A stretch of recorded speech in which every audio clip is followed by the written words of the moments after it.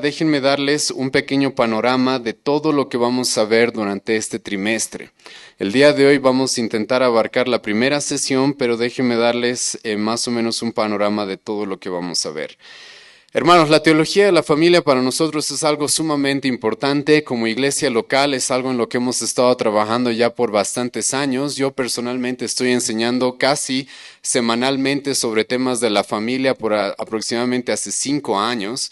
Entonces, por la gracia de Dios he podido profundizar mucho diferentes temas, aunque nunca vamos a terminar de estudiar la Escritura. Espero poder impartirles el conocimiento que he podido tener durante estos 5 años de estar estudiando y profundizando los diferentes temas respecto a la familia.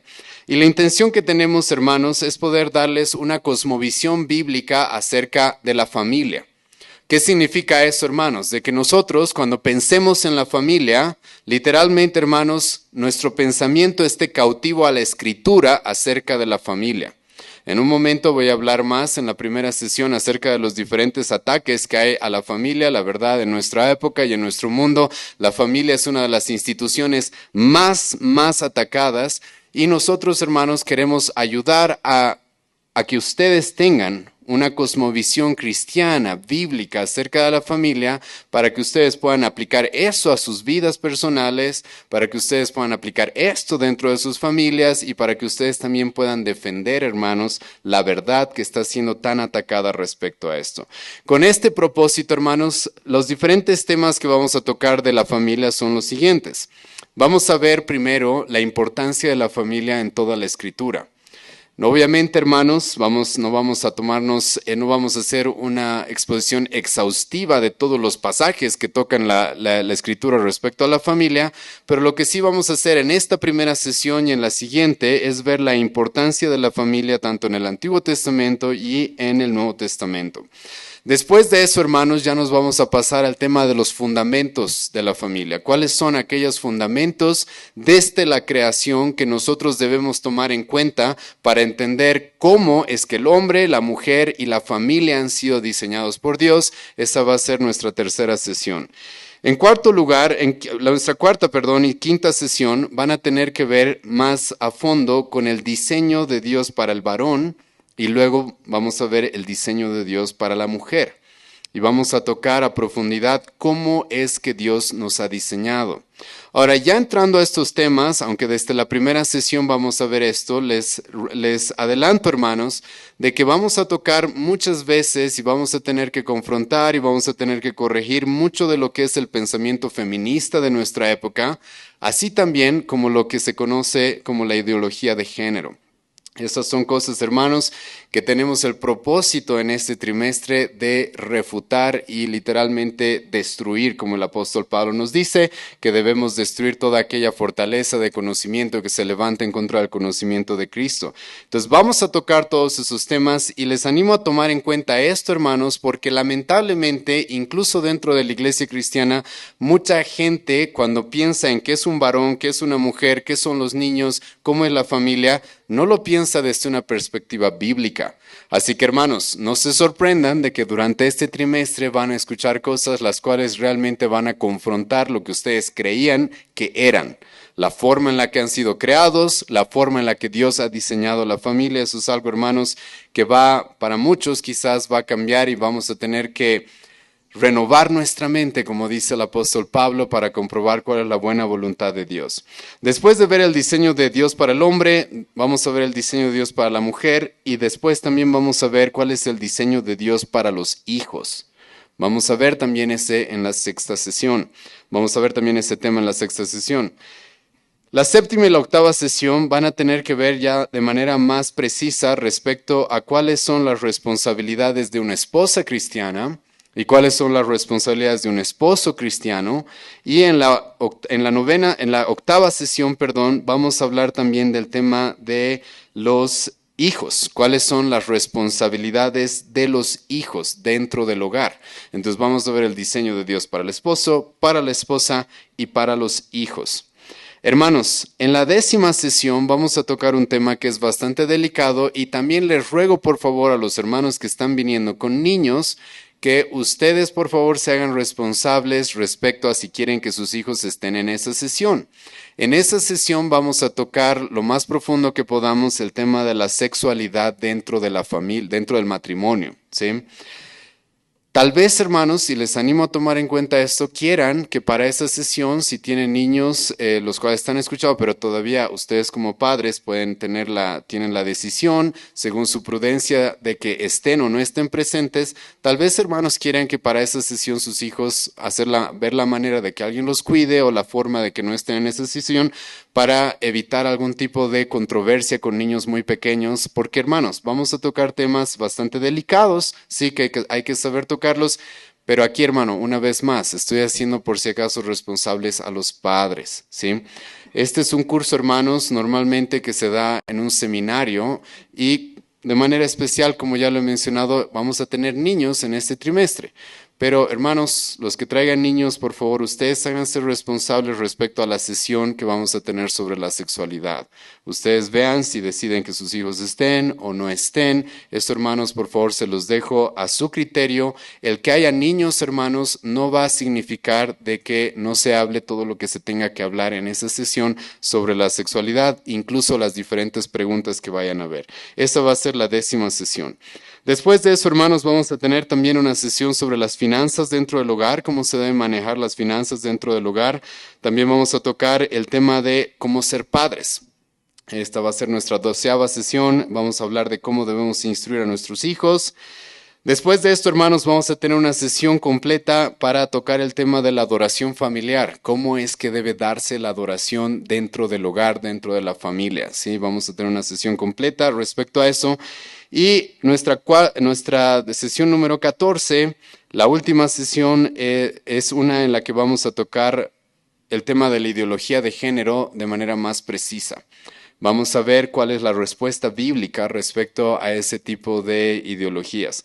Ahora, como les dije, hermanos, tenemos calculado entre 15 a 16 sesiones.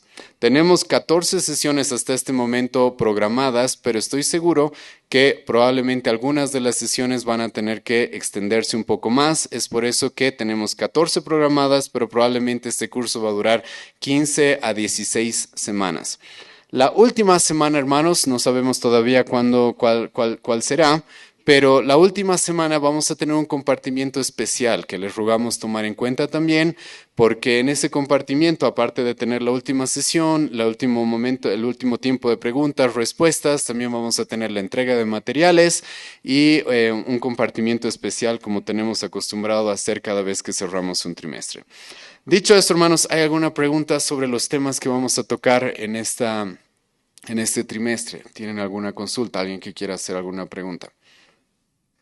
Si no hay ninguna pregunta, hermanos, vamos a entrar el día de hoy ya directamente a nuestra primera sesión y lo que vamos a hacer es ver la importancia de la familia en la Escritura y vamos a comenzar con el Antiguo Testamento, ¿sí? Para esto, hermanos, les ruego que tengan sus Biblias bien abiertas. Vamos a ver bastantes pasajes el día de hoy respecto a lo que Dios dice sobre la familia en el Antiguo Testamento. Nuestra intención, hermanos, el día de hoy es ver cada sección del Antiguo Testamento. Vamos a ver la ley de Moisés, vamos a ver los libros históricos, los sapienciales, también los libros proféticos. Así que, hermanos, les ruego tener sus Biblias bien abiertas. Pero antes de entrar de lleno a lo que el Antiguo Testamento nos dice respecto a la familia, aunque les adelanto, hermanos, de que no vamos a ver de manera detallada cada pasaje, porque la intención en estas primeras 2 sesiones es que ustedes entiendan cuán importante es la familia para Dios. Si la Biblia, hermanos, nos presenta a la familia como algo muy importante en el Antiguo y Nuevo Testamento, entonces creo que podemos concluir sin lugar a dudas de que la familia es muy importante para Dios. Y esa es la intención de estas primeras sesiones, de que ustedes puedan ver y reconocer cuán importante es la familia para Dios. Pero antes de hacer eso, hermanos, sí quiero, como en esta introducción, presentarles cómo está la situación de las familias en general. La realidad, hermanos, es de que la familia anda muy mal. Y yo supongo, que si no vives en una cueva, hermano, te das cuenta de eso. La verdad, hermanos, es de que en muchas veces vemos más divorcios incluso que matrimonios. Muchas veces, hermanos, somos confrontados y a mí me da mucha tristeza decir esto, pero hermanos, hay a veces meses que cada mes escucho de uno, dos adulterios, a veces más seguidos todavía. Y eso incluso ni siquiera fuera del cristianismo, sino dentro incluso de la iglesia en general. No estoy hablando específicamente de nuestra iglesia local. Pero hermanos, sabemos en general que la familia está pasando momentos muy difíciles y la familia está siendo muy atacada. Para que ustedes puedan comprender esto, hermanos, les voy a dar algunos datos que creo que son muy relevantes para que ustedes puedan tener en cuenta y vean que la familia realmente está sufriendo un ataque muy fuerte. En los Estados Unidos, al año, hermanos, hay 746,000 divorcios. Escucha la cantidad de divorcios que hay al año en los Estados Unidos. Quisiera darles estadísticas de nuestro país. Tengo algunas, lamentablemente no tenemos muy buenas estadísticas. Pero, hermanos, creo que las estadísticas de otros países, los cuales influyen tanto a nuestras sociedades, porque literalmente copiamos todo lo que hacen, pueden darnos un pequeño panorama de cómo están las cosas. Tú puedes hacer las cuentas, hermanos, de cuántos divorcios al día hay en Estados Unidos, 746,000 al año. En Bolivia se dice, aunque no son las cifras exactas probablemente, que hay 13,200 divorcios al año.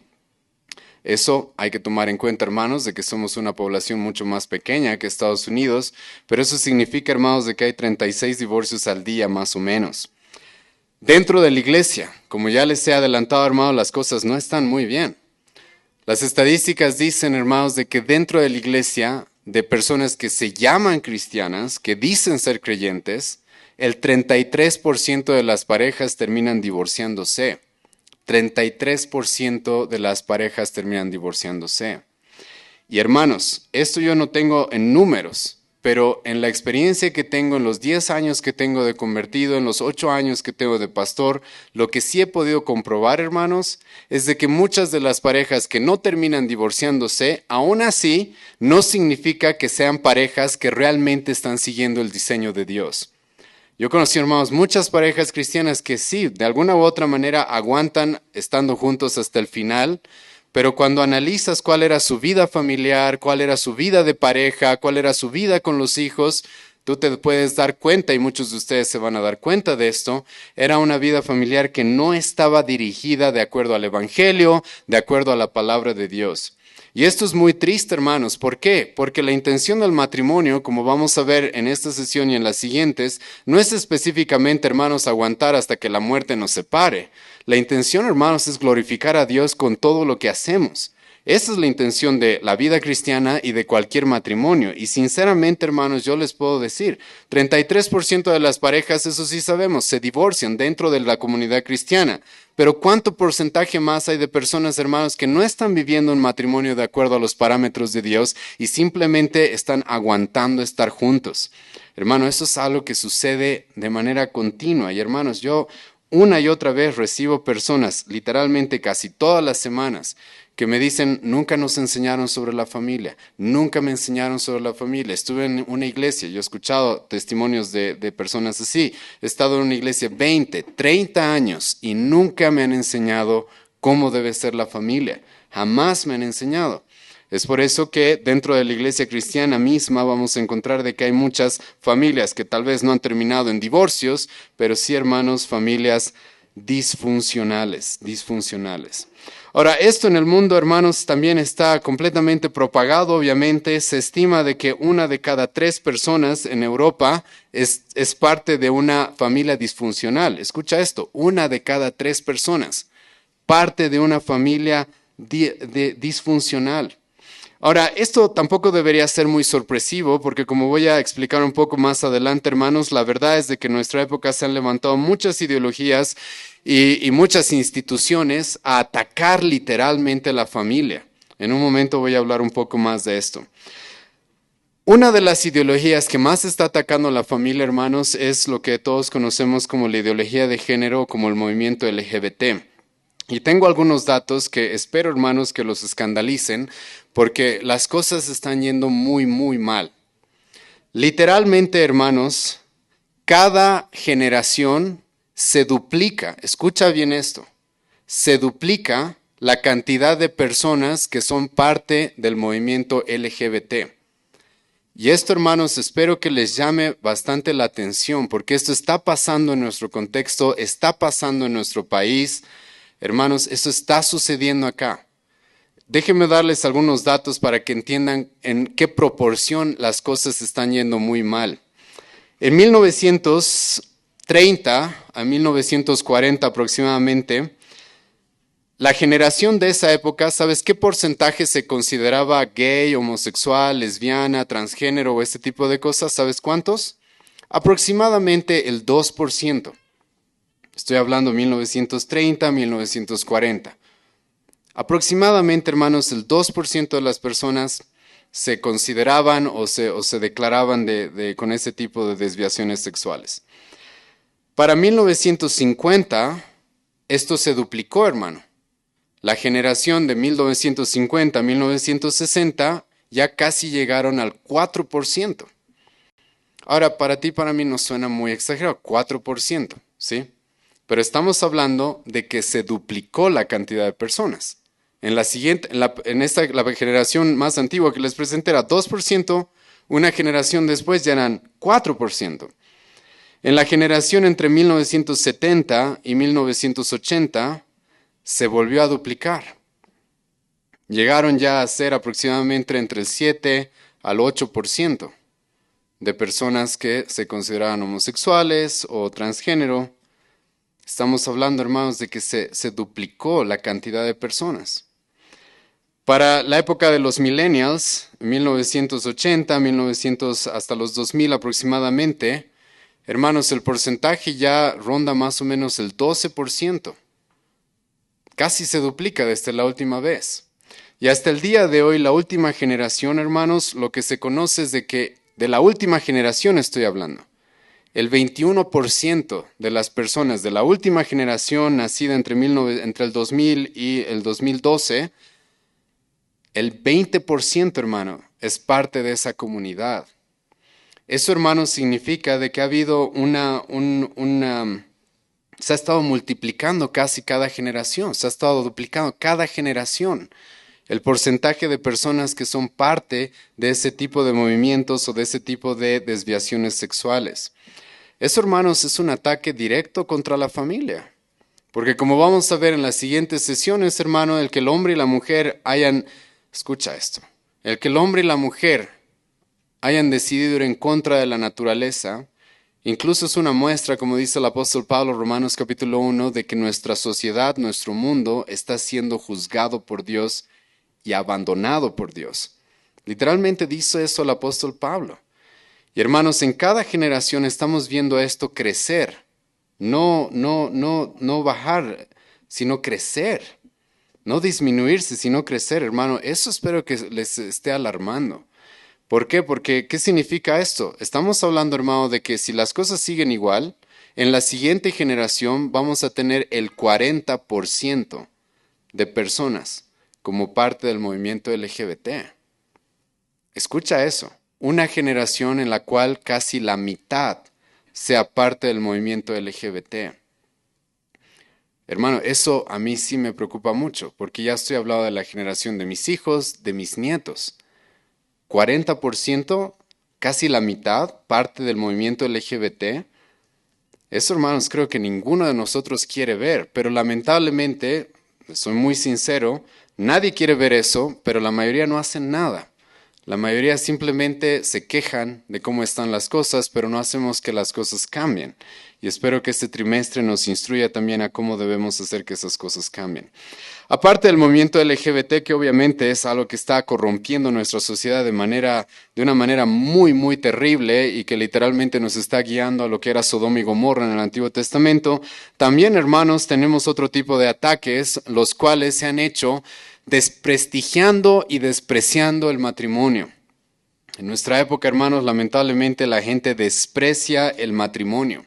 Y una vez más, déjenme presentarles algunas estadísticas y algunos datos de las diferentes generaciones para que tú veas cómo las cosas han ido empeorando. Otra vez, desde la generación de 1920, 1930, hermanos, ¿cuántas personas tú crees que era el porcentaje en una sociedad? ¿Cuánto porcentaje crees que de personas que tenían el deseo de casarse? Hermano, casi todas, entre el 80 y 90%, todos querían casarse. ¿Cómo crees que estamos el día de hoy? Hoy día, hermanos, se dice de que más o menos el 40% de los jóvenes está pensando en casarse. Ni siquiera tiene el gran deseo de casarse. Estamos hablando, hermano, de que en algún momento para casi todos, lo normal era casarnos, lo normal era formar una familia. Ahora, hermano, no. Tenemos la mitad casi de la población que no le interesa el matrimonio, que no le interesa formar una familia. Hermano, eso es muy grave. A eso y casi los mismos números tú le puedes atribuir al deseo que tienen las personas de tener hijos. La gente ya no quiere tener hijos. Ya no quiere ni casarse ni tener hijos. Y tú sabes eso, hermanos. Y lamentablemente esto hasta en nuestra iglesia, en nuestras iglesias, en la iglesia cristiana, pasa eso, hermano. Tú le preguntas a un joven, ¿qué planes tienes? A veces ni te mencionan tener plan de casarse dentro de la iglesia. Tengo el plan de tener mi profesión, tener mi carrera, tener dinero, tener un perro, tener un gato. Y casarse, veremos qué pasa, ¿sí? No hay un deseo, no hay ni siquiera como un propósito por el cual yo estoy trabajando para llegar a esa meta. No, es algo que voy a dejar al azar, si sucede, ¿sí? Incluso algunos utilizan la soberanía de Dios para eso. Si Dios quiere, tal vez, si no, no hay problema. Como vamos a ver, hermanos, el día de hoy Dios quiere que nos casemos y Dios quiere que tengamos familia. Entonces no lo dejes al azar. Dios quiere que te cases y que tengas familia, como vamos a ver en un momento. Ahora, todas estas cosas, hermanos, están yendo tan mal porque hay muchas ideas que se han levantado contra la familia. Una de ellas, obviamente, es el aborto. El aborto, hermanos, en Estados Unidos se calcula de que ya ha matado 60 millones de niños. 60 millones de niños. Hermano, ni se compara a lo que sucedió en la Alemania nazi en la Segunda Guerra Mundial. Ni se compara. 60 millones de seres humanos asesinados por causa del aborto. Cuando hablemos del diseño de Dios para los hijos, vamos a hablar también de este tema del aborto y cómo rebatirlo. Pero obviamente eso, hermanos, lo que hace es de que las personas ya no tengan familia. El aborto, ¿por qué? Porque no solamente, hermanos, estamos matando a la siguiente generación, sino que el aborto, hermanos, lamentablemente en nuestras épocas, en los países en los cuales se quiere instaurar, es lamentablemente para muchas personas el mejor anticonceptivo. Entonces yo puedo tener relaciones sexuales como se me dé la gana porque luego me tomo una pastilla para abortar. ¿Sí? Literalmente. Entonces ya no necesito casarme, ya no necesito tener un compromiso con alguien, porque antes, por lo menos, ok, tuve relaciones sexuales antes del matrimonio, que la mujer queda embarazada, ahora nos tenemos que hacer cargo. Antes por lo menos era así, tenemos que hacernos cargo, ¿sí? Te tendrás que hacer cargo al varón, a la mujer igual. Entonces eso, tal vez a la mala, pero por lo menos fomentaba de que haya una familia disfuncional, pero por lo menos una familia. En cambio ahora no, ¿sí? Ahora no. Y esto es muy triste, pero esa es la forma, hermanos. Si ustedes pueden entrar al internet, van a encontrar literalmente videos y testimonios de mujeres que sin ninguna vergüenza se graban yendo a la clínica de aborto. Como si estuvieran yendo, no sé, a comer una hamburguesa, a un restaurante, como si estuvieran yendo a cualquier lugar, porque es ya lo común. Hermano, eso está pasando en los países de primer mundo. Eso está sucediendo en los países del primer mundo y te cuento que en nuestros países también se quiere instaurar ese tipo de cosas. Aparte, hermanos, también se ha dado lo que son las uniones libres, ¿sí? Entonces ahora ya no necesitamos casarnos, podemos concubinar, podemos vivir juntos. Las series de televisión, las películas han fomentado eso en los jóvenes, hermanos, de una manera explícita, ¿sí? Hay que conocerse antes de casarse, viviremos juntos, no nos casaremos y... ¿Eso en qué resulta? Como vamos a ver en otras sesiones, hermanos, en lo que resulta es de que no hay un compromiso, ¿sí? No hay un pacto, no hay una promesa. Eso es parte del diseño de Dios para la relación de un hombre con una mujer.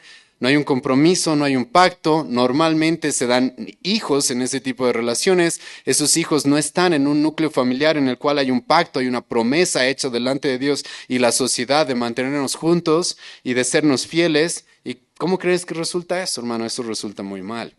Ahora, por si acaso, en un momento voy a hablar un poco del marxismo, pero esto y lo que les estoy mencionando sobre el aborto, sobre las uniones libres, sobre el movimiento LGBT, tiene mucho que ver con el liberalismo.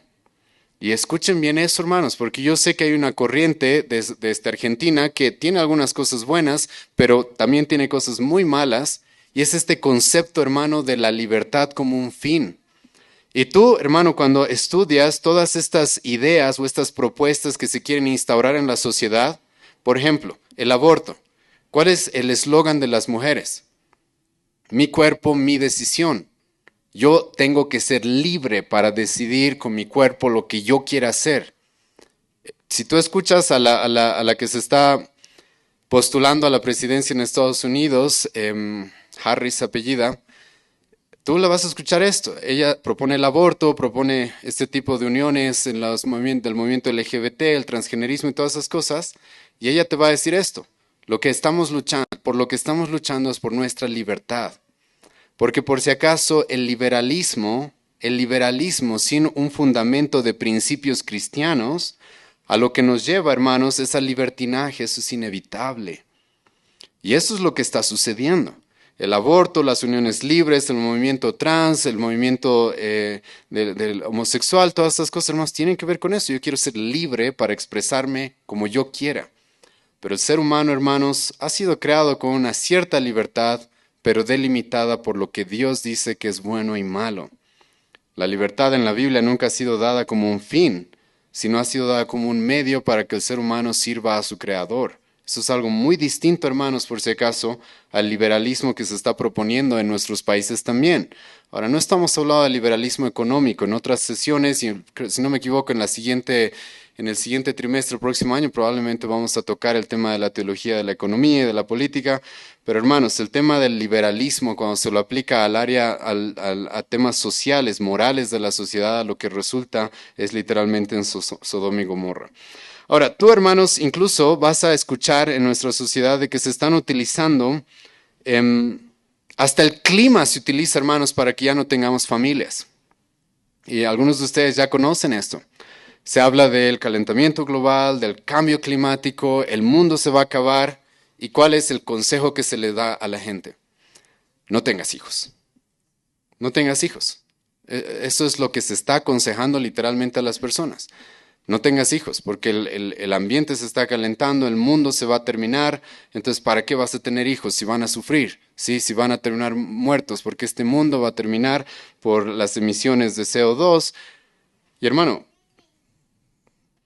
escucha, el mundo no se va a terminar, el mundo se va a terminar cuando Cristo diga que se termine y cuando Cristo regrese. Eso es lo que nosotros creemos, ¿sí?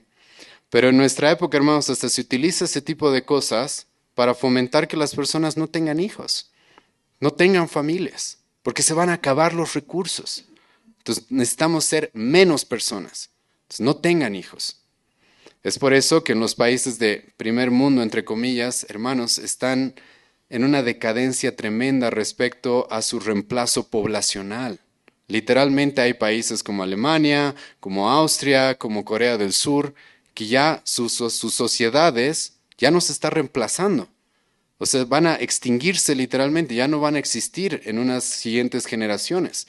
¿Por qué? Porque no están teniendo hijos. Y uno de los motivos que se utiliza muchas veces es eso, hermano, hasta el cambio climático. El feminismo lo conocemos, lo que ha intentado es supuestamente liderar a las mujeres del patriarcado y que la mujer no tiene por qué ser esposa, no tiene por qué querer tener una familia, no necesita a los varones, los hombres son malos.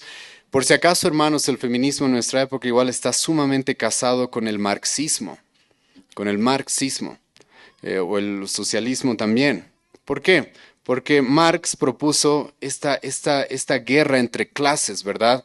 Entre los ricos, los pobres, el proletariado, esta guerra entre clases. Y eso lo adoptó el feminismo y dijo, sí, claro, hay una guerra entre los opresores y los oprimidos, y el opresor es el hombre, el esposo, y la mujer es la oprimida. Entonces hay que liberarla a la mujer y para liberarla a la mujer hay que liberarla de la familia, que no tenga un esposo, que no se sujete a su marido, ¿sí? Que tenga su propia vida y que la familia literalmente sea una pelea. Si es que van a tener familia, que sea una pelea entre quién hace más, quién tiene más poder.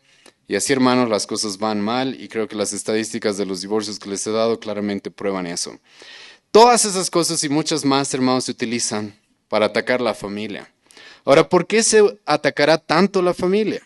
Esto, hermanos, es porque la familia en el diseño de Dios y en la Escritura es una de las instituciones más importantes. Quizás la más importante. Como vamos a ver en un momento, hermano, ¿cuál es la primera institución que Dios creó? Dios no creó a la iglesia primero. Dios no creó al gobierno, Dios no diseñó el gobierno. Estas tres instituciones, hermanos, son creadas, son diseñadas por Dios. La iglesia, el gobierno y la familia. Las tres, por si acaso, son diseñadas, creadas por Dios. Aquí les estoy diciendo cosas que tal vez son muy obvias, pero, hermano, tienen grandes aplicaciones. Si estas tres instituciones han sido diseñadas por Dios, entonces, ¿quién sabe cómo funcionan? Dios. Si Dios ha diseñado estas instituciones y Dios las ha creado, entonces ¿quién es el dueño de esas instituciones? Dios. Esto, hermano, tiene grandes aplicaciones para cuando hablamos de la iglesia, para cuando hablamos del gobierno y para cuando hablamos de la familia. Pero la primera institución, hermanos, la primera institución que Dios ha creado, ¿cuál es? La familia. Y, hermanos, vámonos al Antiguo Testamento, vayan conmigo a Génesis capítulo 1. Porque, hermanos, Dios literalmente, desde Génesis, vemos eso. Dios va a crear una familia. De entrada, hermano, una familia. Génesis 1, versículos 26 y 27. Entonces dijo Dios, hagamos al hombre a nuestra imagen, conforme a nuestra semejanza. Si tenemos tiempo, si el Señor nos da el tiempo, probablemente vamos a hablar de la Trinidad y la familia también, aunque tenemos una exposición ahí en Facebook si es que quieren verla. Pero escucha lo que dice. Entonces Dios dijo, hagamos al hombre a nuestra imagen, conforme a nuestra semejanza, y señorea en los peces del mar, en las aves de los cielos, en las bestias, en toda la tierra y en todo animal que se arrastra sobre la tierra. Escucha, hermano, Dios crea al hombre y tiene un propósito para el hombre. Vamos a hablar más de eso en la tercera o cuarta sesión, cuando hablemos del diseño del varón y de la mujer. Pero hermano, Dios literalmente quiere que el hombre domine esta tierra, domine este mundo, ¿sí? Fructifique, genere más recursos. Vamos a hablar de esto más adelante como el mandato cultural. Pero para que el hombre cumpla todas estas cosas. Y aquí, hermanos, vamos a profundizar más esto, pero por favor ya empiecen a tener esto en su mente. Dios crea al hombre, le da un propósito al hombre, y para que el hombre cumpla ese propósito, ¿qué hace? ¿Qué hace, hermano? Varón y mujer los crea. Literalmente. Escucha versículo 27. Y creó Dios al hombre a imagen de Dios los creó, varón y hembra los creó. Esto, hermanos, es muy importante. Porque Dios tiene un propósito para el hombre, Dios quiere que el hombre cumpla ese propósito. ¿Y cómo se va a cumplir ese propósito? Un hombre y una mujer en el pacto matrimonial, en esta relación matrimonial.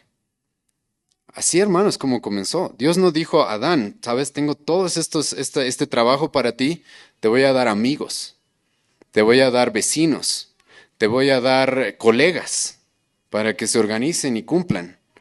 No, te voy a dar una esposa. Vayan conmigo al capítulo 2. Dios nos va a dar un poco más de detalles en el capítulo 2 de cómo es que fue creado el hombre. Y esto es muy interesante, porque en el capítulo 2 tú encuentras a más detalle, ¿sí?, lo que se nos dijo en el capítulo 1. En el capítulo 1 se nos dio de manera general qué pasó, qué es lo que Dios creó en cada día, ¿verdad? Y en el sexto día Dios creó al hombre y a la mujer. Dios les dio este propósito, este mandato cultural de que dominen la tierra, y Dios los crea hombre y mujer. Pero en el capítulo 2 se nos da, y para que tú notes de que el hombre y la mujer y la familia tienen un trato especial de parte de Dios, en el capítulo 2 de Génesis Dios nos va a dar los detalles acerca de cómo se creó el hombre y la mujer. Y A Moisés se le revela para el pueblo judío esto.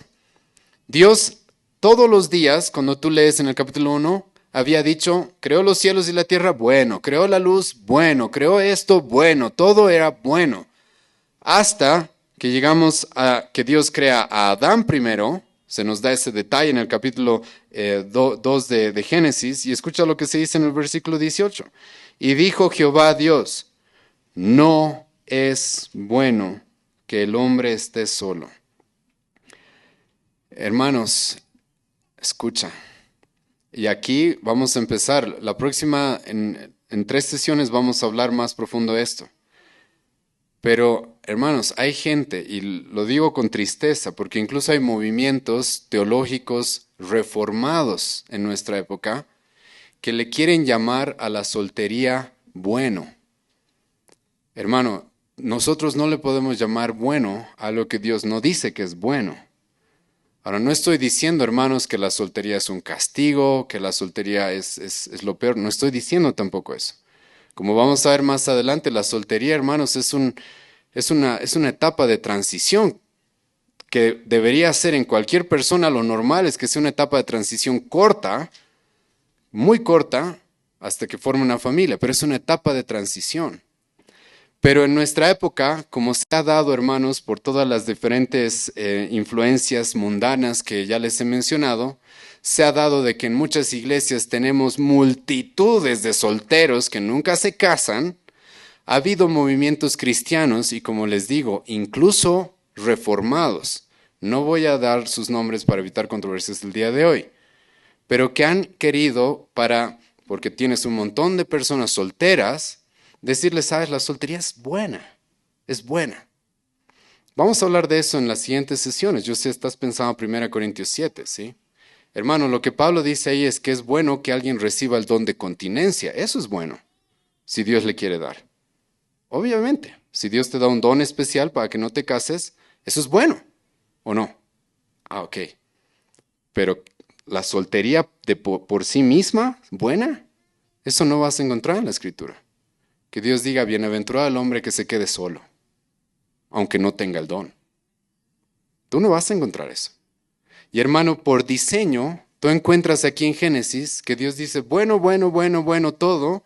Crea a Adán, lo ve solo, ¿y qué dice? No es bueno. No es bueno. Hermano, eso va a cambiar la forma en la que debemos enseñar a nuestros jóvenes a lidiar con la soltería. Eso va a cambiar la forma, porque la soltería debería verse como una etapa de transición, de prueba, en la cual estoy esperando que algo se cumpla, porque no he sido creado para estar solo. Es muy diferente, hermanos, que enseñarle a los jóvenes a que digan, yo estoy feliz así. Y yo he escuchado lamentablemente cristianas, decir así, no, yo estoy bien así, sola. ¿Tienes el don de continencia? No, pero estoy bien, sola, no necesito a nadie. Eso no es lo que dice la Biblia, hermano. Eso no es lo que dice. Y estamos yéndonos al inicio, a los orígenes. Dios dice, hermano, no es bueno que el hombre esté solo. Ahora, en la tercera sesión o cuarta sesión vamos a profundizar más esto. Pero escucha, de entrada, ya la Biblia nos dice, la primera institución que Dios crea, ¿qué es? La familia. Y Dios literalmente, hermano, dice, no es bueno que el hombre esté solo. Para que la humanidad, escucha bien esto, cumpla su propósito, necesitamos hombre, mujer, en el contexto de un matrimonio. Necesitamos eso. Hermano, eso, si tú lo meditas y te ruego que lo hagas, cambia la forma en la que ves a tu pareja, incluso si estás casado. Cambia la forma en la que tú ves el matrimonio si todavía no llega. Porque estamos hablando de que para que como humanidad, hermano, cumplamos nuestro propósito, Dios dice se necesita hombre, mujer, en el contexto de un matrimonio. Es así como Dios ha diseñado las cosas, hermano, desde el principio. Desde el principio. Eso, hermano, no cambia. Eso, hermano, literalmente no cambia. El apóstol Pablo y Jesucristo, especialmente Jesucristo, Mateo capítulo 19, vamos a ver eso la próxima semana, le van a venir a preguntar sobre el matrimonio. ¿A dónde se va a ir Cristo, hermano? El Hijo de Dios. ¿Dónde se va a ir Cristo para hablar del matrimonio, hermano? Génesis. Va a decir, como está escrito. En el principio, varón y hembra los creó. Hermano, Jesucristo va a afirmar lo que les estoy diciendo. El diseño. Después, en el Nuevo Testamento, el diseño que estamos viendo en Génesis 1, 2, se mantiene. Es así como Dios nos ha creado. Ahora, obviamente aquí ya estamos yendo en contra de todas esas perversiones del homosexualismo, porque varón y mujer los creó. Vamos a profundizar más esto en las siguientes sesiones, cuando hablemos del diseño del varón, el diseño de la mujer, hermanos. Hemos sido creados de tal forma que yo no creo en un complementarismo total, pero realmente hemos sido creados para complementarnos. De tal manera, hermanos, que engranamos de una manera tan perfecta cuando nos unimos en un yugo igual. Y es así como Dios quiere que veamos la familia. Vamos a hablar de eso más adelante. Ahora, ¿qué pasa después del pecado? ¿Sí? ¿Qué es lo que sucede después del pecado? Génesis capítulo 3. El hombre peca. Hermano, la familia se mantiene todavía dentro del propósito de Dios. Si tú lees Génesis 3, tú vas a encontrar esto. La familia continúa. Ahora, Dios sí nos dice esto. Tener una familia va a ser difícil. ¿Por qué? Porque estamos en un mundo caído, eso sí. Pero la familia continúa. Dios le dice a Eva, esto es importante, Dios no le dice a Eva, por causa de tu pecado ahora no vas a tener hijos. No le dice eso. Sino le dice, vas a tener hijos con dolor.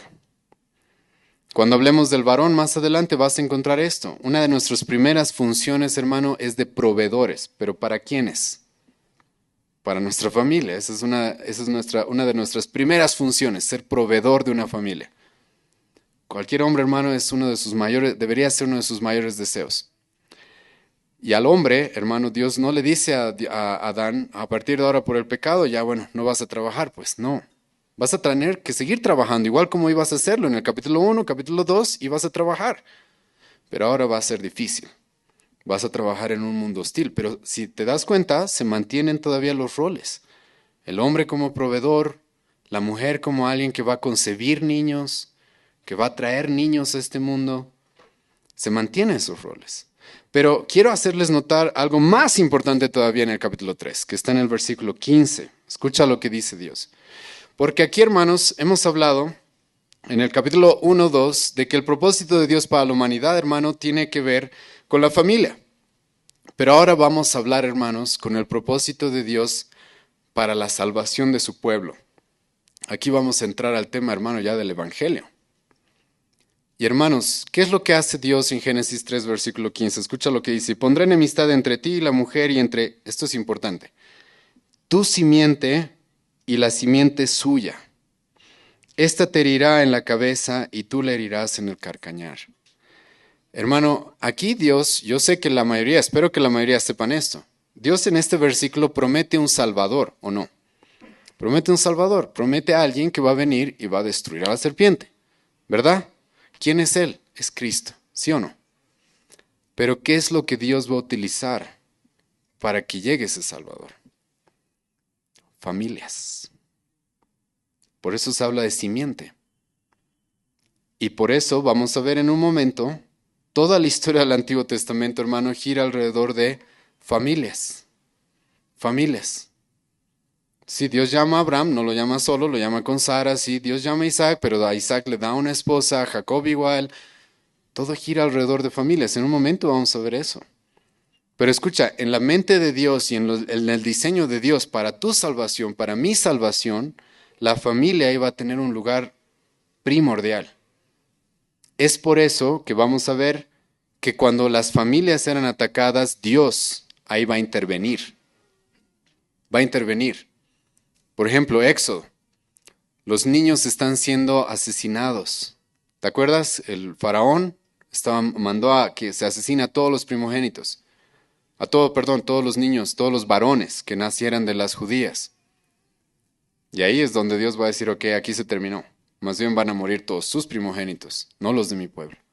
¿Por qué, hermano? Porque las familias estaban siendo atacadas. Si el pueblo se quedaba sin varones, ya no puede haber más familias. Ya no puede haber una simiente. Ya no puede haber eso.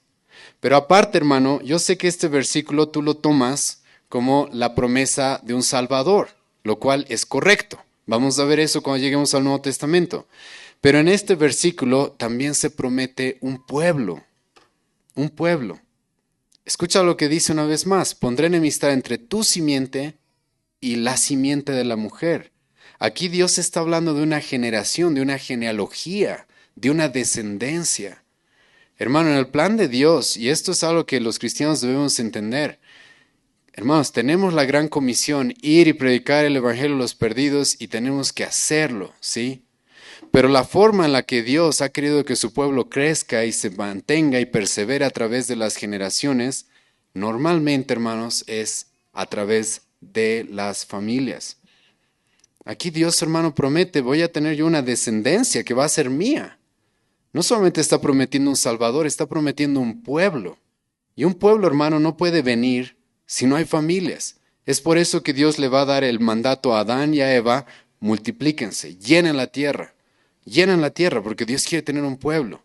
¿Qué va a hacer Dios después, hermano? Con Noé. Le va a decir lo mismo. Llenen la tierra, tengan hijos. ¿Por qué? Porque es a través de las familias, hermanos, por las cuales Dios iba a sostener un pueblo, iba a tener un pueblo. Es de la manera natural en la que su pueblo iba a crecer. Hermano, nuestras iglesias deberían estar creciendo así, tanto porque predicamos el evangelio a los perdidos y llegan a la salvación, como nuestros hijos. Ahora, yo no soy presbiteriano, yo sé que tenemos aquí hermanos presbiterianos, pero yo sí creo eso, hermano, igual. Nuestros hijos, hermano, debería ser una de las formas principales por las cuales nuestras iglesias crecen. Crecen. ¿Y tienes hoy día personas dentro de las iglesias que no quieren tener hijos? Es como decir, no quiero que el pueblo de Dios crezca. Literalmente, hermano, es como decir eso. Cuando entiendes este tipo de cosas. Es como decir, no quiero que el pueblo de Dios crezca.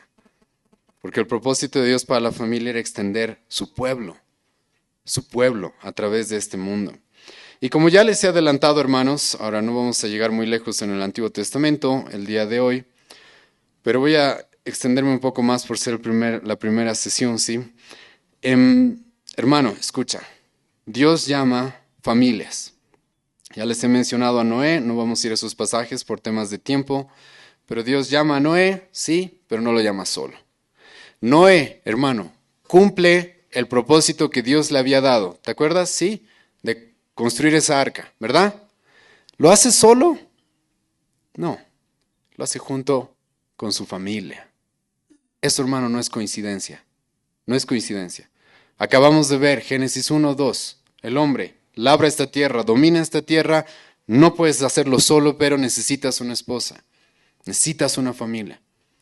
Dios llama a Noé, le da un gran propósito, le da un gran llamado, pero junto con su familia. Hermano, eso es muy, muy obvio ahí, pero a veces nos saltamos eso, simplemente. Como si fuera una historia más, hermano. Dios está mostrándonos cosas ahí, está repitiendo y está afirmando cosas que ya nos dijo al principio, como vamos a ver más adelante también. Dios llama a Abraham, hermano. Dios lo llama junto con su esposa. ¿Tú crees que eso, hermano, es coincidencia? Escucha, ponte en las sandalias del pueblo judío que está recibiendo el libro de Génesis. El pueblo judío está leyendo, hermano, el libro de Génesis juntos, ¿sí? No como nosotros, con versículos separados. Está leyendo todo el libro junto. Acaba de leer en el capítulo 2. No es bueno que el hombre esté solo, le voy a dar una esposa. Y luego lee que Dios llama a Abraham y ¿a quién más? A su esposa. ¿Cómo crees que se hubieran tomado eso ellos? Claro, así es como Dios obra. Así es como Dios trabaja.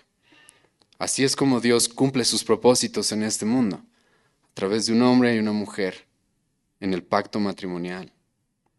Ese es el diseño de Dios. Después, Abraham, toda la vida de Abraham, hermano, gira alrededor de que tenga hijos. ¿O no? Dios le promete un hijo. ¿Por qué será tan importante esa descendencia, hermano? Porque Dios quiere mandar un Salvador que va a llegar después y Dios quiere tener un pueblo. Y Dios le promete a Abraham, tu descendencia va a ser como la arena del mar, ¿verdad? Abraham tiene 2 hijos, Ismael, sabemos cuál es la situación con él, vamos a hablar más adelante del adulterio, pero también tiene el hijo de la promesa que es Isaac. Y la historia de Isaac, hermano, es muy corta en la Biblia, muy corta en la Biblia. Incluso de Isaac, hermano, es uno de los personajes que menos sabemos. Es más, casi todo lo que sabemos, hermano, es de que Abraham estaba preocupado porque consiga una esposa. Literalmente, ¿o no? Eso es casi todo lo que sabemos de Isaac. Después de eso ya nos pasamos al tema de Jacob, Esaú y Isaac ya anciano a punto de morir. No se nos cuenta mucho de su vida. Pero lo que sabemos es de que Abraham estaba bastante preocupado. ¿Por qué? Porque tenga una esposa. Una vez más, hermano, estamos en el contexto del libro de Génesis. Dios acaba de decir, no es bueno que el hombre esté solo. ¿Tú crees, hermano, que eso es casualidad? No es casualidad. Sí. En el contexto de Jacob, yo sé, hermanos, y probablemente van a venir las preguntas respecto a la poligamia, vamos a hablar de eso más adelante, pero el contexto de la familia, hermano, es principal en toda la vida de Jacob. Sí, cometió errores, tuvo dos esposas, tuvo varias concubinas, hubo todo un problema con el tema de Lea, de Rebeca, perdón, de Raquel. Pero Jacob, más allá de todos los conflictos que podemos ver después en su vida, hermano, ¿cuánto tiempo estuvo dispuesto a trabajar por una esposa? Primero 7 años y luego 15 años, más o menos fueron 15 años. Una vez más, ¿tú crees que eso está puesto ahí por casualidad? ¿Mm? ¿Tú crees que está por casualidad puesto ese deseo tan profundo que tenía este hombre de tener esa esposa? A tal grado de estar dispuesto a trabajar 15 años y literalmente el texto dice que para él fue como nada, porque amaba a esa mujer. Hermano, eso no es coincidencia, ¿sí? Ahora, me he saltado un pasaje que quiero sí remarcarles. Escucha lo que dice Génesis 18-19, solamente para afirmar lo que ya se ha dicho. Escucha lo que Dios va a decir de Abraham, ¿sí? Cuando lo llama junto con su esposa. Escucha, Dios dice algo bueno de Abraham. ¿Y qué dice? Versículo 19. Y aquí te ruego que empieces a entender la visión multigeneracional que tenía Dios para su pueblo. O sea, Dios llama familias y con la intención de que esas familias produzcan más familias, más familias, más familias. Esa es la intención, hermano. Y muchos de nosotros hemos perdido ese norte, hermano. Yo no sé, mucha gente y muchos de ustedes se sienten frustrados y ¿sabes por qué? Es porque no estás pensando multigeneracionalmente. No estás pensando, yo tengo que dejar un legado, yo estoy trabajando no para mi propia generación, sino para la siguiente, para la tercera, para la cuarta. Estoy trabajando para dejarle algo a mis hijos, a mis nietos, a mis bisnietos. Hermano, eso te trae motivación, ¿sí? Como cristiano, como hombre, como mujer. Saber que no estás trabajando por cosas que van a perecer en esta generación y ya está. Sino, no, yo estoy trabajando por las siguientes generaciones. Voy a hablar más de eso cuando lleguemos a Jeremías, pero escucha lo que Dios va a decir de Abraham. Génesis 18, versículo 19, porque yo sé que mandará a sus hijos y a su casa después de sí, que guarden el camino de Jehová, haciendo justicia y juicio para que haga venir Jehová sobre Abraham lo que habló acerca de él. Escucha, y esto cuando tú lo comparas con Génesis 1:2, vas a encontrar de que hay muchas similitudes. Dios le dice a Adán, domina esta tierra y llena esta tierra, ¿sí? Llénala. Quiero que esta tierra se llene de mi pueblo. Para eso necesitas una esposa. Llama a Abraham con una esposa y Dios tiene en su mente igual la misma idea. Abraham va a llenar esta tierra. Le va a enseñar a sus hijos y a su casa a que sigan el camino de Dios. Bueno, ahí está el diseño de Dios. El propósito de Dios desde el principio sigue ahí, sigue ahí. Y como ya les he mencionado, hermanos, el libro de Génesis, tú puedes ver cómo está literalmente, tú vas a ver cada historia tiene que ver con familias. Tiene hasta las malas historias como la de Lot. Se nos habla de su esposa y qué es lo que pasó con su esposa. Pero gira alrededor de familias. Tenemos a Adán y Eva desde el principio, tenemos Noé su familia, las genealogías, Abraham su familia, Isaac su familia, Jacob su familia, después los hijos de Jacob y su familia, y ahí te encuentras con un personaje que nos llama la atención en toda la Biblia y es Judá. Y hay un capítulo bien raro en Génesis igual, porque estás hablando de José, José, José, José, y de repente Judá. ¿Y de qué se trata esos capítulos sobre Judá? De que Judá estaba a punto de quedarse sin una descendencia. ¿Te acuerdas? porque sus hijos no pudieron tener hijos por diferentes motivos, y es todo un lío. Y Dios nos muestra, es todo un lío, es todo un drama, porque Dios quiere que tengamos descendencia. Y ahí hay toda la situación entre Judá y Tamar, las cuales tienen un rol muy importante más adelante. Pero una vez más, tú ves el libro de Génesis, hermano, todo gira alrededor de las familias. Después de eso, hermanos, llegamos a la ley de Moisés, ¿sí? Llegamos a Éxodo. No vamos a ver libro por libro, sí, pero sí quiero hacerles notar algunas cosas puntuales. Llegamos al libro de Éxodo, hermanos, sí, la familia en la etapa de Moisés, en la etapa mosaica, sí. Dios, como ya les he adelantado, va a intervenir y va a juzgar a Egipto muy fuerte. ¿Por qué? Porque ya se está metiendo con la descendencia, con el tema de tener hijos, de poder tener familias y tener hijos. Faraón está amenazando a los bebés varones, por lo cual está amenazado el que se pueda tener familia, el que su pueblo se extienda, el que llegue el Salvador, y Dios dice, ok, hasta ahí llegamos. 400 años su pueblo, hermano, estuvo sufriendo en Egipto, ¿sí? ¿Cuándo Dios dice que escuchó su clamor? Cuando empezó a suceder eso, cuando la familia estaba siendo atacada, cuando la familia estaba en riesgo, cuando el que haya descendencia estaba en riesgo. Eso, hermano, una vez más, eres un judío. Dios le ha revelado a Moisés estos primeros 5 libros. Acabas de escuchar. Dios dice al hombre, fructifica, ¿sí? Llena la tierra. Hermano, y de repente tienes un faraón que está queriendo estorbar que eso suceda con el pueblo de Dios. Y Dios ahí interviene. Eso no es casualidad. Y después conocemos toda esta historia del Éxodo, sí, de las plagas, pero llegamos a un punto muy importante en el libro de Éxodo y es la ley, obviamente. Los 10 mandamientos, ¿sí? Que son el fundamento de la justicia que Dios quiere de su pueblo y de todo ser humano. La ley de Dios, los 10 mandamientos. Y en la ley de Dios, hermano, tú ves cómo la familia está también involucrada. Déjame leerte Éxodo 20, versículos 5 y 6. Escucha lo que dice. No te inclinarás a ellas. Aquí Dios está hablando del segundo mandamiento, obviamente. No tendrás imágenes, no te harás imágenes de otros dioses, porque Dios no se le puede dar una imagen, porque Dios trasciende absolutamente todo. Y le dice, no te harás imágenes, sí, ni en el cielo, ni lo que está en la tierra, ni en las aguas, ni de nada. Versículo 5, no te inclinarás a ellas ni las honrarás, porque yo soy Jehová tu Dios, fuerte, celoso, que visito. Ahora escucha esto. Tú vas a encontrar esto en la Biblia. Cuando los hombres son fieles y temerosos a Dios, las familias van bien. Cuando los hombres no temen a Dios y son rebeldes a Dios, las familias van mal. Hermano, escucha. Fuerte, celoso, que visito la maldad de los padres sobre los hijos hasta la 3ª y 4ª generación de los que me aborrecen. Hermano, aquí Dios está diciendo algo que vamos a ver hasta el Nuevo Testamento. Tú puedes saber que un hombre es temeroso de Dios porque su familia va a ir bien. Hay cosas que escapan de tus manos, hermanos. Vamos a hablar, en el Nuevo Testamento también se nos dice de que a veces estamos casados con un incrédulo. Puede llegar a suceder eso. Vamos a hablar de esos temas. Pero en general, hermano, un hombre que realmente está sirviendo a Dios, adorando al único Dios verdadero, siguiéndole, eso va a afectar de manera positiva a su familia. Sí o sí, sí o sí.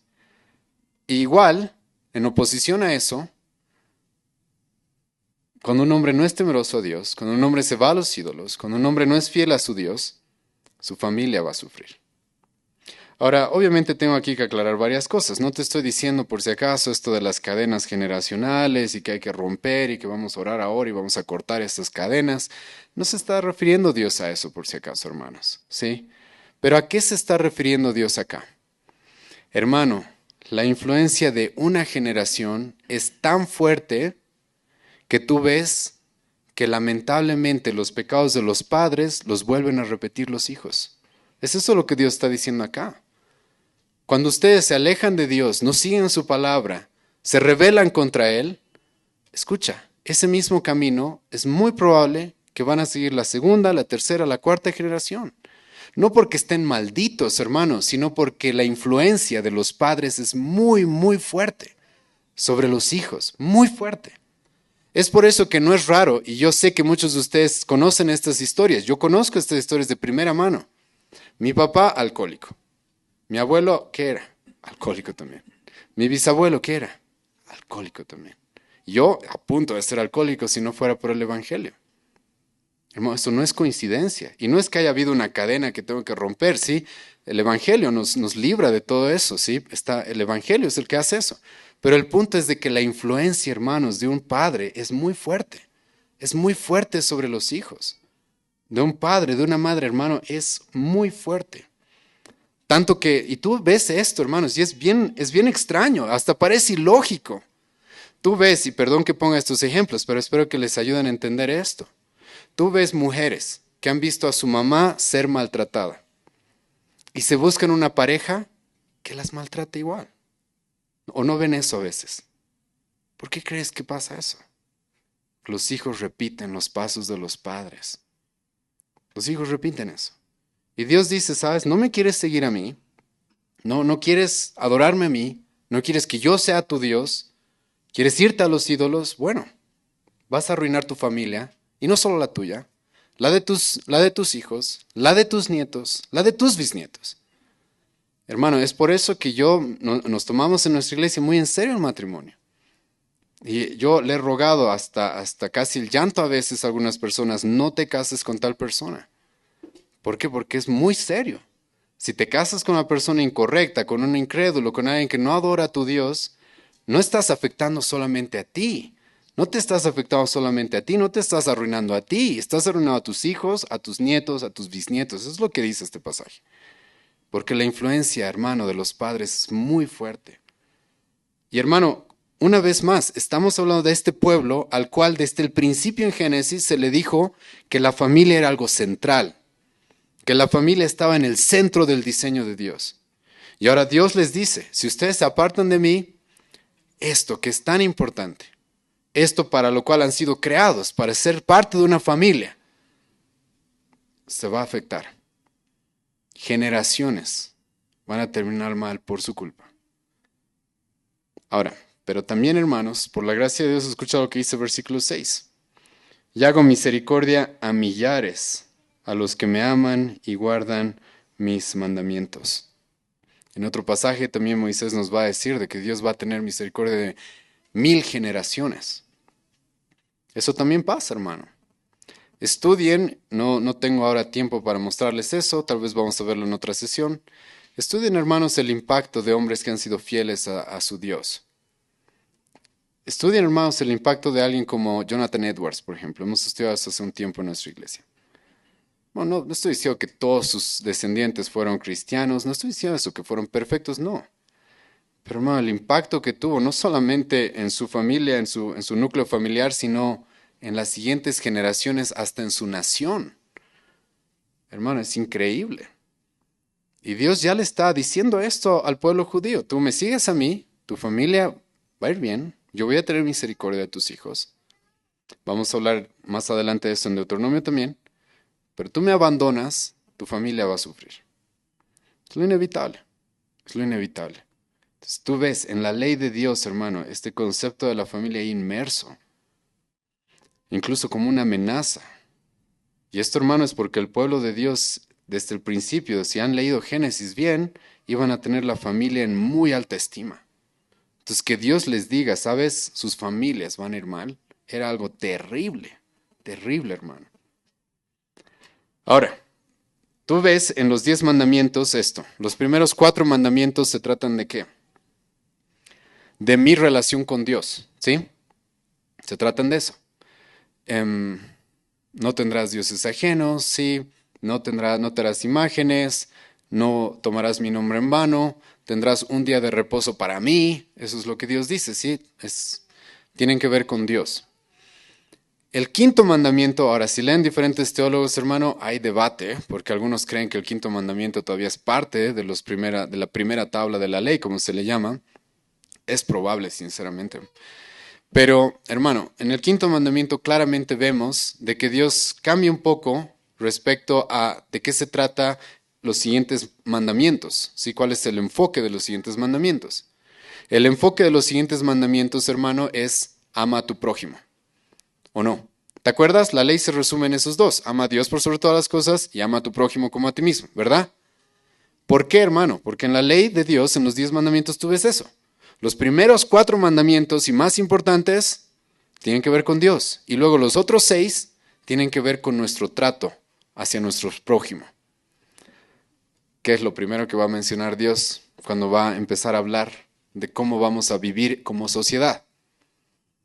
La familia. ¿Cuál es el quinto mandamiento, hermano? Honra a tu padre y a tu madre. Lo primero, hermano, que va a tocar Dios para que la sociedad vaya bien, para que la sociedad vaya bien, para que nos amemos como a nosotros mismos, ¿sí? Es la familia, ahí adentro, hermano.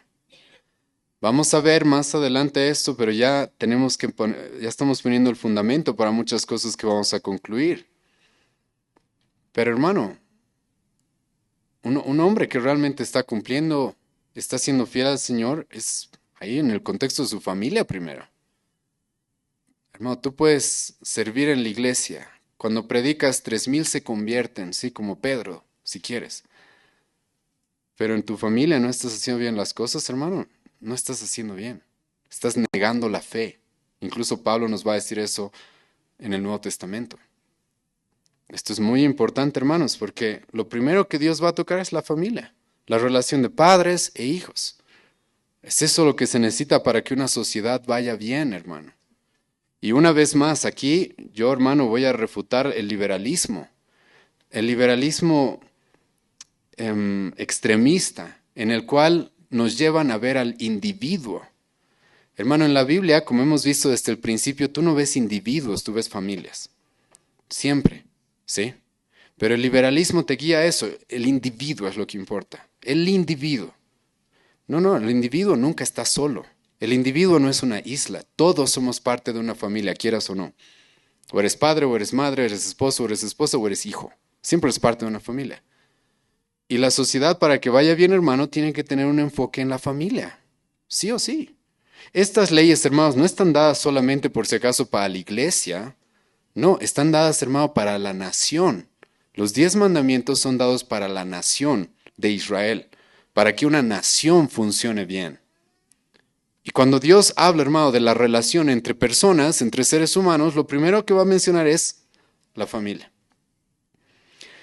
Y esto es fuerte, porque más adelante lo que va a hacer Moisés es darnos nos va a ampliar los 10 mandamientos. Los 10 mandamientos, hermanos, son como un resumen conciso de la ley de Dios, pero después se van a ampliar. ¿Y cuál era el castigo para los hijos rebeldes? La muerte, hermano. Ese era el castigo para los hijos rebeldes, ¿o no? Más adelante en Deuteronomio eso es lo que va a decir Moisés. Hijos rebeldes, juzgados justamente, muertos. No se permite tal cosa. Hermano, y tú ves cuán importante para Dios era, relación padres, hijos. Aparte de eso, dentro de la ley de Dios tenemos el séptimo mandamiento, que es, escucha, no cometerás adulterio. No, ¿eso para qué es? ¿Para proteger qué? La familia, hermano. Para proteger la familia. Una de las cosas, hermano, que destruye la familia es el adulterio. Dios, hermano, va a utilizar el concepto del adulterio incluso como un ejemplo de algo que destruye la relación entre Dios y el hombre. Cuando el pueblo era infiel a su Dios, ¿qué les va a decir? Nación adúltera. Son un pueblo adúltero. Han roto su pacto conmigo. Dios va a utilizar este concepto del adulterio incluso para ejemplificar, ilustrar el que se quiebre la relación entre su pueblo y Él. Y el adulterio, hermano, como vamos a ver cuando toquemos el tema del divorcio, es una de las causales por las cuales sí, la familia se quiebra. Debe haber incluso divorcio. Escucha, debe haber en muchos casos. Ni siquiera es una opción, es un deber cuando hay adulterio continuo. Vamos a ver eso en Mateo 19. Pero Dios, hermano, en su ley nos dice eso. No, no vas a adulterar. ¿Y cuál es el propósito, hermano? Cuidar la familia. Cuidar lo que luego nos va a decir en Hebreos, de que el hecho de matrimonial sea sin mancilla, sea honroso en todos nosotros. Y el adulterio, hermano, ¿cómo va a ser condenado también en el Antiguo Testamento? Con la muerte, hermano. La muerte. ¿O no? Los adúlteros, hermano, Levítico capítulo 20, eran apedreados. Era un castigo muy fuerte. ¿Por qué, hermano? Por lo que hemos visto desde Génesis 1. El propósito de Dios para la familia es muy importante. Dios tiene en tal alta estima a la familia. Ahora, para concluir, por lo menos Moisés el día de hoy, quiero mostrarles dos pasajes más. Uno de ellos está en Éxodo capítulo 12. Este es el tema de la Pascua. Y quiero hacerles notar cómo incluso Dios había, escucha esto, ¿sí? Había diseñado la religión, la devoción de su pueblo de tal forma que las familias estén involucradas. Si es que nos alcanza el tiempo, podemos tener una sesión extra, hermanos. Probablemente también vamos a tocar el tema de iglesias con familias integradas, ¿sí? Pero quiero hacerles notar lo que Dios va a decirle a su pueblo. Éxodo capítulo 12, estamos en la fiesta de la Pascua, la primera Pascua. Y la fiesta de la Pascua, hermano, creo que todos vamos a estar de acuerdo, es una de las fiestas que más representa de manera más clara a nuestro Señor Jesucristo. Un cordero sin mancha, sin contaminación, que muere como un sustituto por el pueblo. Espero que a todos les suene familiar, hermano, es Cristo, el Cordero de Dios, que quita el pecado del mundo, Juan capítulo 1. ¿O no? Hermano, esta es una sombra de lo que Cristo iba a hacer. Y Dios le dice al pueblo de Israel, tú vas a recordar esta fiesta para siempre. Y hermanos, nosotros como cristianos la seguimos recordando. No porque festejemos la Pascua, porque Cristo es nuestra Pascua, eso dice Pablo. 1 Corintios capítulo 5. Entonces, literalmente esa fiesta, hermanos, sigue presente, porque Cristo es nuestra Pascua. Entonces, esta es una fiesta perpetua. Y ahora, escucha cómo Dios la diseña. Dios quiere que las familias enteras sean parte y se integren en esto. No quiere, hermanos, niños separados por allá, mujeres separadas por allá. No. Dios quiere, hermano, la familia íntegra, compartiendo, siendo parte de esta gran fiesta, de esta gran celebración que representa la salvación. Escucha Éxodo 12, versículos 25 y 27, al 27. Y cuando entréis en la tierra que Jehová os dará, como prometió, guardaréis este rito. Está hablando de la Pascua. Y cuando os dijeren vuestros hijos, ¿qué es este rito vuestro? Escucha. Dios ya se adelanta al pueblo y le dice, yo les estoy dando esta ceremonia, esta fiesta, y yo sé que sus hijos les van a preguntar, ¿qué es esto? Escucha, hermano, Dios está pensando en la siguiente generación. Dios está pensando en los hijos. ¿Por qué? Dios nos dijo desde el principio, llenen esta tierra, tengan hijos. A mí me interesa la siguiente generación. Dios ha prometido una simiente, una genealogía, una generación. Entonces Dios organiza esta fiesta, diseña esta fiesta para que llame la atención de los niños. Y los niños podían ser parte. Y hermano, llamaba la atención de los niños no porque había payasitos, no porque había juegos, no porque había esas cosas, sino porque a los niños se les iba a permitir ser parte de que ellos vean esto de matar al cordero, sacrificarlo, quemarlo, comerlo, esto de comer esas plantas amargas, el pan sin levadura. Los niños, hermano, iban a ser parte de eso. Iban a ser parte de todo eso. Y Dios, hermano, ya lo tiene por hecho. Ellos van a estar, van a estar. Hermano, les animo a considerar mucho eso cuando más bien lo que hacemos en muchas iglesias es que los niños no molesten, ¿sí? No molesten, que estén, más bien los llevaremos a otro cuarto, ¿sí? Para que no molesten. Hermano, no sé si eso es tan, no, estoy seguro que no está tan fundamentado en la Escritura, ¿sí? Porque Dios diseña este tipo de fiestas que representan el Evangelio y ya está pensado en los niños. Y dice, y cuando os dijeren vuestros hijos, versículo 26, ¿qué es este rito vuestro? Escucha versículo 27, vosotros responderéis. es la víctima de la Pascua de Jehová, el cual pasó por encima de las casas de los hijos de Israel en Egipto, cuando hirió a los egipcios y libró nuestras casas. Entonces el pueblo se inclinó y adoró. Entonces, hermano, Dios diseña esta fiesta para toda la familia. Dios quiere que del Evangelio, de su salvación, de todo lo que Dios hace con su pueblo, los niños sean parte. Y los padres se tomen la responsabilidad de velar porque las siguientes generaciones conozcan esto también. Y junto con esto, y para concluir el día de hoy, vayan conmigo a Deuteronomio 6. Porque el último libro de Moisés, sus últimas palabras al pueblo, y hermano, Dios todavía tiene a la familia en muy, muy alta estima.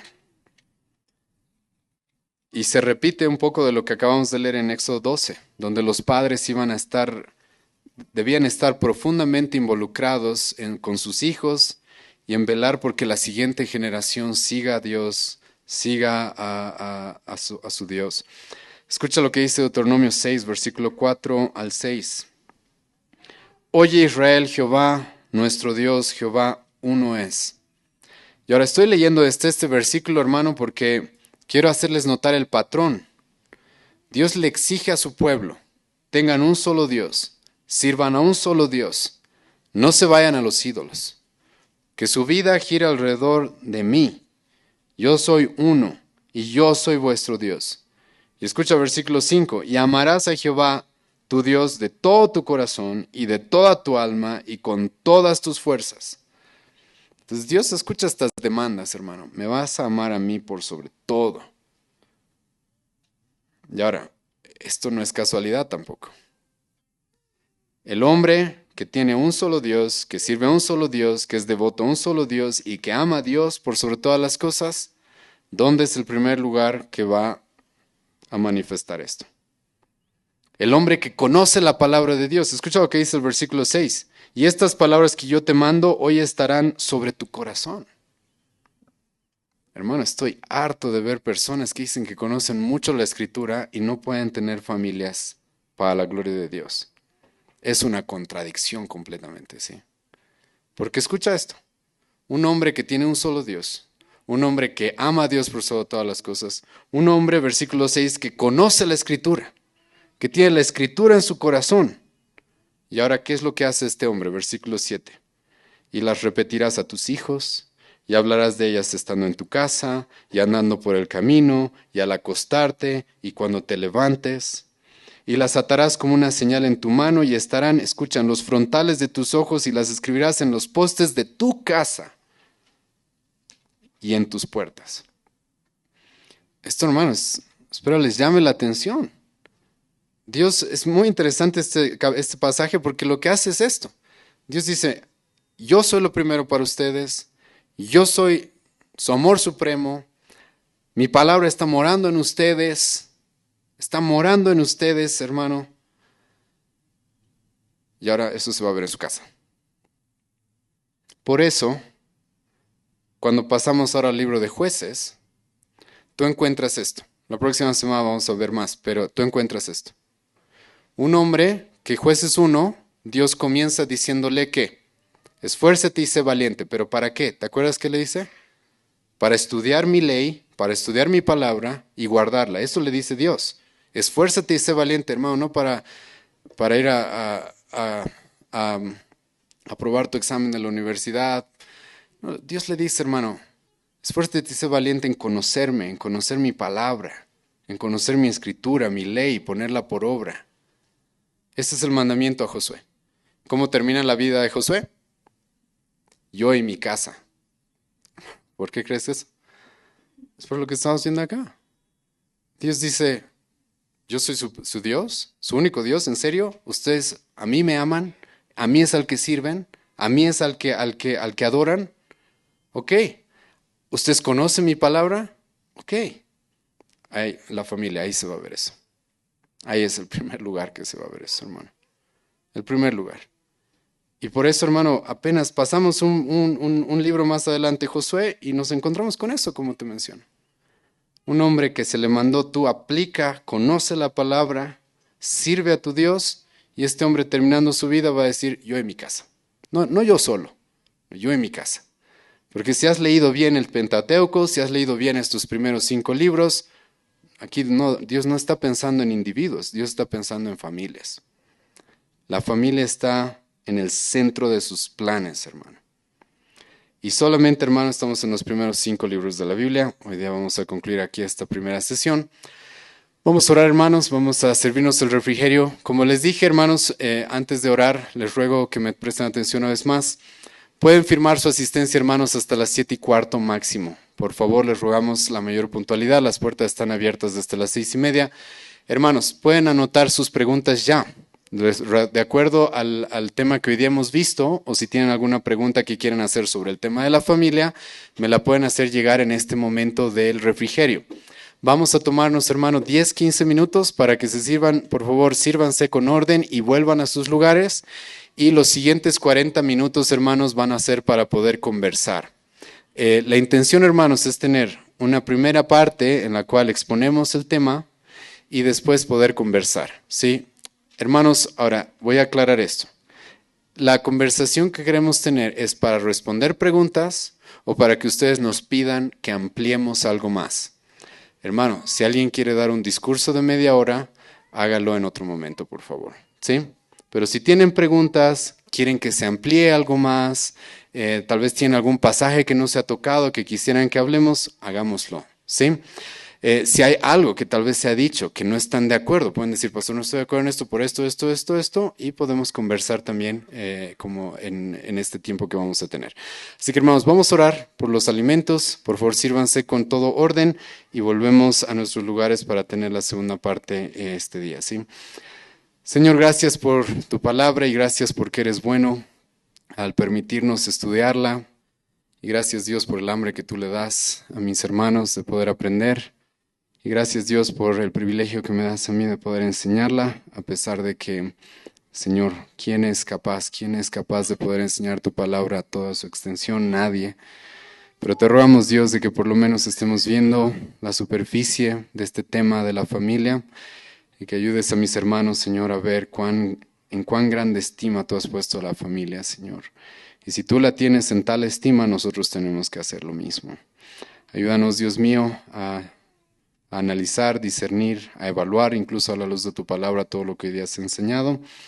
Y te ruego, Dios, porque tú nos guíes en este inicio y nos guíes hasta el final de este trimestre en el cual vamos a tocar este tema tan importante. Te agradecemos, Señor, también por los alimentos que nos vamos a servir, por los hermanos que nos sirven y también, Señor, por los hermanos que tú les has dado el corazón y la generosidad para proveernos los recursos para poder compartir esto.